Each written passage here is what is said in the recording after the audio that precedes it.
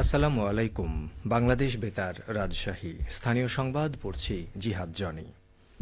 স্বরাষ্ট্র ও কৃষি উপদেষ্টা লেফটেন্যান্ট জেনারেল অবসরপ্রাপ্ত মোহাম্মদ জাহাঙ্গীর আলম চৌধুরী 2 দিনের সরকারি সফরে আজ রাজশাহী আসবেন। তিনি বাংলাদেশ বিমানযোগে বিকেল 5:15টায় রাজশাহী বিমানবন্দরে এসে পৌঁছাবেন। স্বরাষ্ট্র উপদেষ্টা আজ রাজশাহী সারদায় বাংলাদেশ পুলিশ একাডেমিতে রাত্রি যাপন করবেন। আগামীকাল সকাল 9টায় বাংলাদেশ পুলিশ একাডেমিতে 40তম বিসিএস পুলিশ ব্যাচের প্রশিক্ষণ সমাপনী কুচকাওয়াজে অংশগ্রহণ করবেন। এদিন বিকেলে উপদেষ্টা বিমানযোগে ঢাকার উদ্দেশ্যে রাজশাহী ত্যাগ করবেন। রাজশাহী কলেজে ইসলামের ইতিহাস ও সংস্কৃতি বিভাগের 70তম প্রতিষ্ঠা বার্ষিকী ও মিলন মেলা উদযাপিত হয়েছে। এ উপলক্ষে আজ সকালে একটি বর্ণাঢ্য শোভাযাত্রা বের করা হয়। শোভাযাত্রা শেষে জাতীয় সঙ্গীতের মধ্য দিয়ে কর্মসূচির উদ্বোধন করা হয়। পরে কলেজ মিলনায়তনে বর্তমান ও প্রাক্তন শিক্ষার্থীদের নিয়ে আলোচনা সভা অনুষ্ঠিত হয়। ইসলামের ইতিহাস ও সংস্কৃতি বিভাগের প্রধান ড শারমিন আক্তারের সভাপতিত্বে সভায় প্রধান অতিথি ছিলেন কলেজের অধ্যক্ষ প্রফেসর মোহাম্মদ জহুর আলী।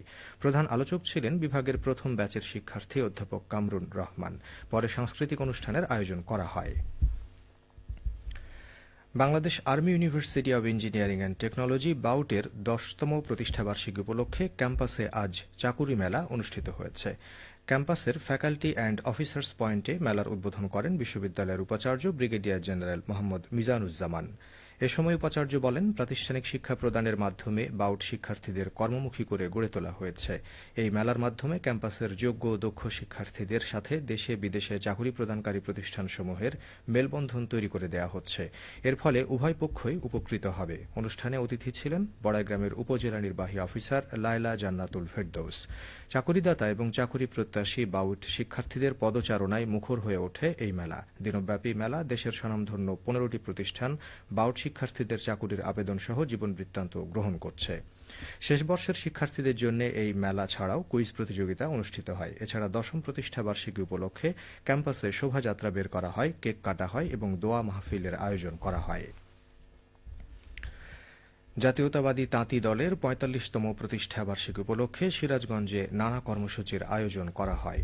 আজ জেলা তাঁতি দলের আয়োজনে কর্মসূচির মধ্যে জাতীয় ও দলীয় পতাকা উত্তোলন, শহীদ রাষ্ট্রপতি জিয়াউর রহমানের প্রতিকৃতিতে মাল্যদান র্যালি এবং আলোচনা সভা অনুষ্ঠিত হয়। শহরের পৌর ভাসানী মিলনায়তনে আলোচনা সভায় প্রধান অতিথির বক্তব্য রাখেন জেলা বিএনপি সভাপতি ও সাবেক সংসদ সদস্য রুমানা মাহমুদ।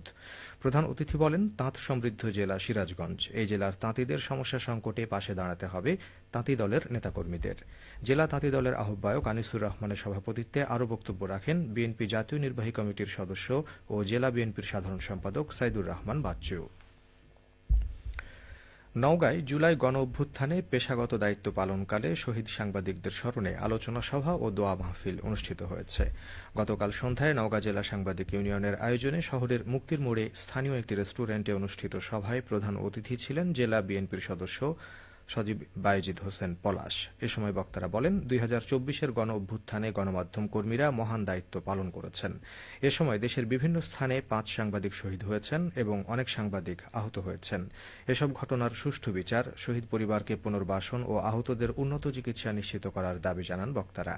অনুষ্ঠানে বৈষম্য বিরোধী আন্দোলনে শহীদদের আত্মার মাগফিরাত কামনা করে দোয়া করা হয়।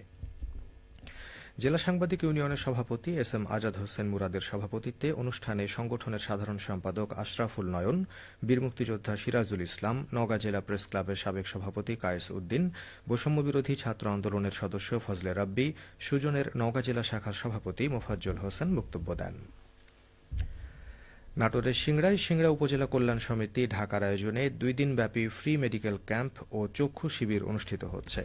গতকাল সকাল থেকে শুরু হওয়া এই মেডিকেল ক্যাম্প চলবে আজ বিকেল 5টা পর্যন্ত। প্রথম দিনে প্রায় 1000 নারী, পুরুষ ও শিশুকে চিকিৎসাপত্র ও বিনামূল্যে ওষুধ প্রদান করেন বিশেষজ্ঞ ডাক্তারগণ। সিংড়া উপজেলা কল্যাণ সমিতির সভাপতি বাংলাদেশ পুলিশের ডিআইজি AZM নাফিউল ইসলামের সভাপতিত্বে ফ্রি মেডিকেল ক্যাম্প শুরু হয়। এ সময় উপস্থিত ছিলেন উপজেলা কল্যাণ সমিতির সাধারণ সম্পাদক ডাক্তার নজরুল ইসলাম এবং জেলা বিএনপির যুগ্ম আহ্বায়ক দাউদার মাহমুদ।